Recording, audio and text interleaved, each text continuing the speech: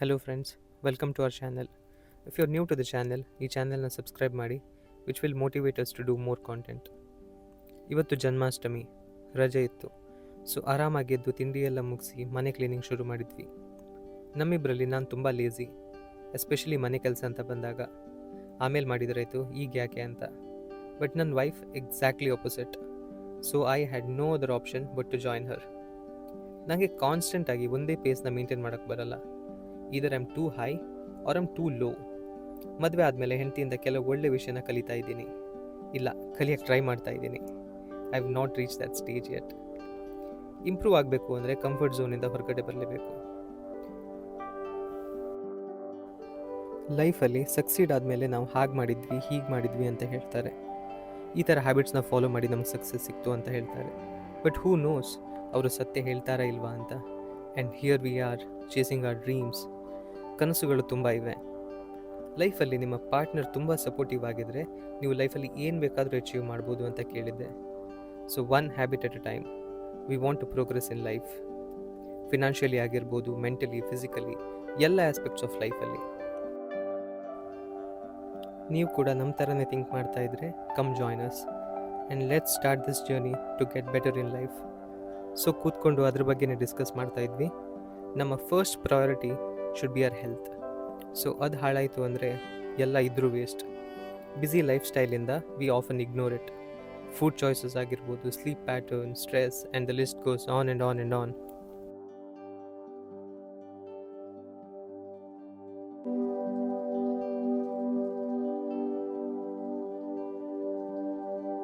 ಅಲ್ಲ ಎಂತದ ಓಯೋಯೋ ಓಯೋಯೋ ಅಲ್ಲ, ಓ ಒಪ್ಪೋನೊಪ್ಪೋನು ಅಂತ. ಓ ಓಪನ್ ಓಪನು ಓ ಒಪ್ಪೋನೊಪ್ಪೋನು ಅಂತ. ಓಕೆ. ಎಂತ ಮಾಡ್ಲಿಕ್ಕೆ ಅದರಲ್ಲಿ? ಎಂತ ಇಲ್ಲ, ಅದೊಂದು ಸಿಂಪಲ್ ಮೆಡಿಟೇಷನ್ ಅಂತ ಅಲ್ಲ, ಅದು ಪ್ರೇಯರ್ ಆಕ್ಚುಲಿ ಹೇಳ್ಬೇಕಾದ್ರೆ. ಈಗ ಫಾರ್ ಎಕ್ಸಾಂಪಲ್ ನಿಮ್ಮ ಒಳಗಡೆ ಎಂತ ಹೇಳ್ತಾರೆ, ನಾವು ಮೆಡಿಟೇಟ್ ಯಾಕೆ ಮಾಡಿದ್ದೇವೆ? ಪೀಸ್ ಇದು ಸಹ ಹಾಗೆ. ಇದರಲ್ಲಿ ಎಂತ ಜಾಸ್ತಿ ಟೈಮ್ ಅಂತ ಬೇಡ ನಿಮಗೆ ಆಕ್ಚುಲಿ ಹೇಳ್ಬೇಕು.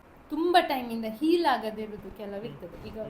ಈಗ ನಾವು ಹೇಳ್ತೇವೆ ನೋಡಿ, ನಮ್ಮ ಟ್ರಾಮಾವನ್ನು ನೆಕ್ಸ್ಟ್ ಜನ್ರೇಷನ್ಗೆ ನಾವು ಪಾಸ್ ಆನ್ ಮಾಡಬಾರ್ದು ಅಂತ. ಅದೇ ಥರ ನಮ್ಮಲ್ಲಿ ಎಂತ ಇರ್ತದೆ, ಈಗ ನಮ್ಮ ತುಂಬ ಟೈಮ್ ಇದು ಓಲ್ಡ್ ಟ್ರಾಮಾ ಇರ್ಬೋದು, ಇಲ್ಲದಿದ್ರೆ ಇನ್ಫೀರಿಯಾರಿಟಿ. ನೋಡಿ, ನಾವು ಸಣ್ಣದಿರ್ಬೇಕಾದ್ರೆ ಯಾರಾದರೂ ನಮಗೆ ತುಂಬ ಬುಲ್ಲಿ ಮಾಡಿದ್ರೆ ಏನಾದ್ರೂ ಇದ್ರೆ ನಮ್ಮ ಹತ್ರ ಅದು ಇರ್ತದೆ, ಲಾಂಗ್ ಟೈಮ್ ಒಳಗೆ ಇರ್ತದೆ. ಅದು ನಿಮಗೆ ಎಂತ ಆಗ್ತದೆ ಅಂತ ಹೇಳಿದ್ರೆ, ಈಗ ನಾವು ಎಷ್ಟು ಅದರಿಂದ ಹೀಲ್ ಆಗಿದ್ದೇವೆ ಅಂತ ಅನ್ಕೊಂಡ್ರು ಕೂಡ ಅದು ಹೀಲ್ ಆಗಿರುದಿಲ್ಲ ನಮಗೆ. ಗೊತ್ತಾಯ್ತಾ? ಅದು ಯಾವಾಗ ಆಗ್ತದೆ ಅಂತ ಹೇಳಿದ್ರೆ, ನೀವು ಯಾವ್ದಾದ್ರು ಕೆಲಸ ಮಾಡ್ಲಿಕ್ಕೆ ಹೋಗ್ಬೇಕಾದ್ರೆ ಅದು ಇಂಡೈರೆಕ್ಟ್ ವೇ ಅಲ್ಲಿ ನಿಮ್ಮನ್ನ ಇದು ಮಾಡ್ತದೆ ಅಂತ ಇನ್ಫ್ಲುಯೆನ್ಸ್ ಮಾಡ್ತಾ ಇರ್ತದೆ. ಆಬ್ವಿಯಸ್ಲಿ ಅದು ನಮಗೆ ಗೊತ್ತಿದ್ರು ಇರ್ಬೋದು, ಗೊತ್ತಿಲ್ಲದು ಸರಿ. ಸೊ ಇದೆಂತ ಅಂತ ಹೇಳಿದ್ರೆ, ನಿಮ್ಮದು ಯಾವುದೇ ಈಗ ನಾವು ನಮ್ಮ ಇದರಲ್ಲಿ ಕಲ್ಚರಲ್ಲಿ ಹೇಗೆ ಬಿಲೀವ್ ಮಾಡ್ತೇವೆ, ನಾವು ಇದು ಒಂದು ಜನ್ಮ ಅಲ್ಲ ನಮಗೆ, ಪ್ರೀವಿಯಸ್ ಇರ್ತದೆ ಅಂತಲ್ಲ. ಇದು ಎಷ್ಟು ಇದರಿಂದ ಕೂಡ ಈಗ, ಅಥವಾ ಜನರೇಷನಲ್ ಟ್ರಾಮಾಸ್ ಇಂದ ಏನಾದ್ರು ಇದ್ರೆ ನಮ್ಮ ಇದರಿಂದ ಅದನ್ನು ಹೀಲ್ ಮಾಡ್ಲಿಕ್ಕೆ ಅಂತ ಹೇಳುದು ಪ್ರೇಯರ್. ಅದ್ರಲ್ಲಿ ಇರುದೆಂತ, ಇಟ್ಸ್ ವೆರಿ ಸಿಂಪಲ್ ಅಷ್ಟೇ. 4 ವರ್ಡ್ಸ್ ಉಂಟು ಅಂತ ಹೇಳ್ಬೋದು. I am sorry, please forgive me, thank you and I love you ಅಂತ. ಈಗ ನಮಗೆ ಎಂತ ಹೇಳೋದು, ಇದು ಜಸ್ಟ್ ಸಿಂಪಲ್. ನೀವೊಂದು 5 ಮಿನಿಟ್ಸ್ ಆದರೂ ಅಷ್ಟೇ, ಮಾರ್ನಿಂಗ್ ಕೂತ್ಕೊಂಡು ಜಸ್ಟ್ ನಿಮಗೆ ಎಂತ ಫೀಲ್ ಆಗ್ತಾ ಉಂಟು ಹಾಗೆ ಕೂತ್ರು ಓಕೆ. ಇಲ್ಲದಿದ್ರೆ ಈಗ ಕೆಲವರೆಲ್ಲ ಹೀಲರ್ಸ್ ಇರ್ತಾರೆ, ನಿಮಗೆ ಗೊತ್ತಿರ್ಬೋದು. ಈ ಮಾಟ ಮಂತ್ರದವರಲ್ಲ, ಮಾಟ ಮಂತ್ರ ಇಸ್ ಡಿಫ್ರೆಂಟ್. ಹೀಲರ್ಸ್ ಇರ್ತಾರೆ. ಯಾರಂದ್ರೆ ಈ ಕ್ರಿಸ್ಟಲ್ಸ್ ಅಲ್ಲಿ ಹೀಲ್ ಮಾಡ್ಲಿಕ್ಕೆ ಆಗ್ತದೆ. ಕ್ರಿಸ್ಟಲ್ಸ್ ಗೊತ್ತುಂಟಲ್ಲ, ಕ್ರಿಸ್ಟಲ್ಸ್ ಗೊತ್ತುಂಟಲ್ಲ. ಸೊ ಸಮ್ ಕ್ರಿಸ್ಟಲ್ಸ್ ಹೇಗೆ ಅಂತ ಹೇಳಿದ್ರೆ, ಅದು ಕೆಲವೊಂದು ಕಾಯಿಲೆಯಿಂದ ಎಲ್ಲ ಹೀಲ್ ಮಾಡುವ ಚಾನ್ಸಸ್ ಇರ್ತದೆ ಕೆಲವು ಹೀಲಿಂಗ್. ಬಟ್ ಇದ್ರಲ್ಲಿ ಎಂತಂದ್ರೆ, ನಾವು ಸೆಲ್ಫ್ ಹೀಲಿಂಗ್ ಕೂಡ ಮಾಡ್ಕೊಳ್ಬೋದು ಅಂತ. ಈಸಿಯೆಸ್ಟ್ ಪ್ರೇಯರ್ ಇದು ಕಂಪ್ಯಾರಿಟಿವ್ಲಿ.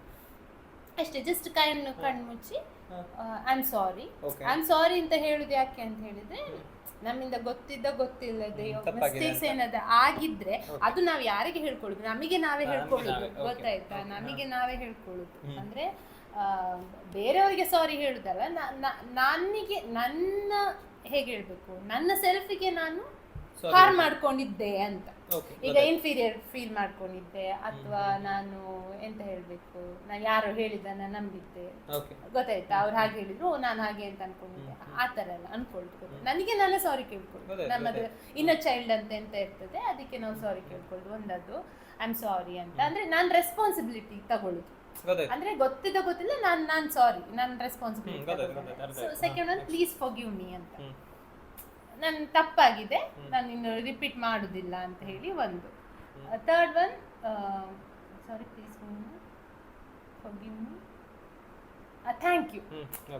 ಥ್ಯಾಂಕ್ ಯು, ಅದೇ ಎಂತಂದ್ರೆ ಇನ್ನು ನೀನು ಅಂದ್ರೆ ಇದು ರಿಪೀಟ್ ಆಗದಿರೋದಕ್ಕೆ ಥ್ಯಾಂಕ್ ಯು ಹೇಳುದು. ಐ ಲವ್ ಯು ಅಂತ ನನಗೆ ನಾನೇ. ಅದು ಆಕ್ಚುಲಿ ಎಂತ ರೀಸನ್ ಎಂತ ಅಂದ್ರೆ, ನಮ್ಮ ಸೆಲ್ಫ್ ಅನ್ನ ನಾವು ಲವ್ ಮಾಡದಿದ್ರೆ ನಾವು ಬೇರೆ ಎಂತ ಕೆಲ್ಸಕ್ಕೆ ಹೋದ್ರು ಕೂಡ ಅದು ಆಗುದಿಲ್ಲ ಅಂತ. ಸೊ ಸೆಲ್ಫ್ ಹೀಲಿಂಗ್ ತರ ಅಷ್ಟೇ.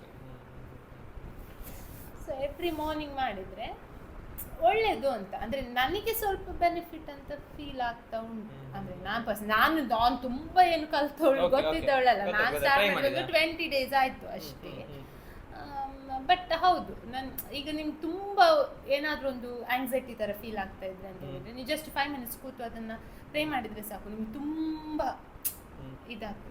ಎಂತ ಹೇಳ್ಬೇಕು, ಮೇನ್ ಎಂತ ಹೇಳಿದ್ರೆ ನೀನು ಬ್ರೈನ್ ಇದು ಅಷ್ಟೇ ಚೇಂಜ್ ಮಾಡೋದು ಅಷ್ಟೇ. ಅದು ಸೈಕಾಲಜಿಕಲಿ ಪ್ರೂವನ್ ಪ್ರೇಯರ್ ಅದು ಆಕ್ಚುಲಿ. ನಾನೊಂದು ಪಾಡ್ಕಾಸ್ಟ್ ನೋಡ್ತಿದ್ದೆ, ಆಂಡ್ರ್ಯೂ ಹುಬರ್ಮ್ಯಾನ್ ಇದು, ಅವನ್ ಕೂಡ ಅದೇ ಹೇಳುದು, ನೀವು ಪ್ರಾಬ್ಲಮ್ಸ್ ಅನ್ನು ಹೇಳ್ತಾ ಇದ್ರೆ ಮೈಂಡಿಗೆ ಕೇಳು, ಪ್ರಾಬ್ಲಮ್ಸ್ ನಾವು ಹೇಳ್ತಾ ಇದ್ರೆ ನೀನು ಇನ್ನೊಬ್ಬರ ಹತ್ರ ಶೇರ್ ಮಾಡ್ತೀವಿ, ಓವರ್ ಶೇರ್ ಮಾಡ್ತೀವಿ, ಸೊ ಅದು ಒಳ್ಳೇದಲ್ಲ ಅಂತ ಹೇಳುದು ಅವನು. ನೀನ್ ಪ್ರಾಬ್ಲಮ್ಸ್ ಅನ್ನು ಹೇಳ್ತಾ ಇದ್ರೆ ನಿನ್ನ ಮೈಂಡಿಗೆ ಅದು ಅದೇ ಅದನ್ನ ಅದು ನಾನು ಬುಕ್ ಉಂಟಲ್ಲ, power of sub conscious mind ಅಂತ, ಅದರಲ್ಲಿ ಸೇಮ್ ಇರೋದು.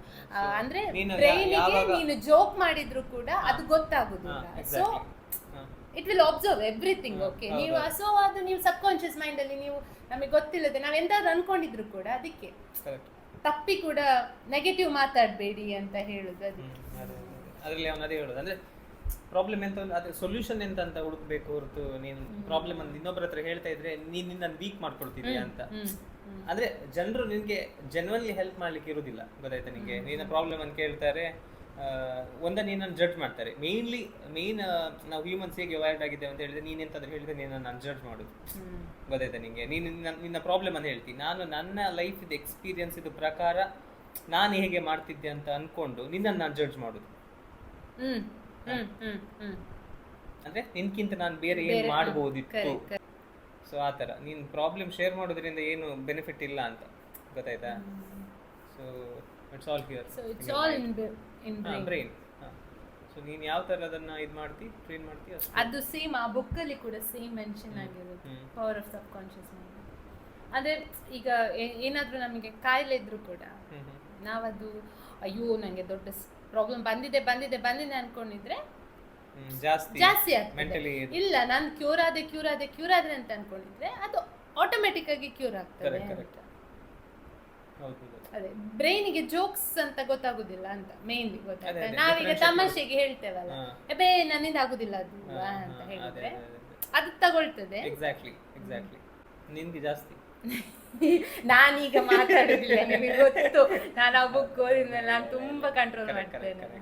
ನಂಗೆ ಜಾಸ್ತಿ ಇತ್ತು, ನಂಗೆ ಅದೇ ರೀಸನ್ಗೆ ನಾನು ಅದು ಕೂಡ ಸ್ಟಾರ್ಟ್ ಮಾಡಿ. ಬಟ್ ನಿಮಗೆ ಸ್ವಲ್ಪ ಲೇಸಿನೆಸ್ ಈಗ ಜಾಸ್ತಿ ಆಗಿದೆ, ಅದಕ್ಕೆ ನಾನು ಹೇಳಿದ್ದು ಜಸ್ಟ್ ಒಂದು ಮೆಡಿಟೇಟ್ ಒಂದು 5-10 minutes. ಅದು ನಿಮಗೆ ಯೂಟ್ಯೂಬ್ ಅಲ್ಲಿ ರೆಕಾರ್ಡೆಡ್. ಪ್ರಾಬ್ಲಮ್ ಅಂತ ಹೇಳಿದ್ರೆ ಕಾನ್ಸಂಟ್ರೇಷನ್, ಲ್ಯಾಕ್ ಆಫ್ ಕಾನ್ಸಂಟ್ರೇಷನ್ ಗಿಂತ ಎಂತ ಹೇಳ್ಬೇಕು, ನಿಮಗೆ ಇಂಟ್ರೆಸ್ಟ್ ಬೇಗ ಲೂಸ್ ಆಗ್ತದೆ.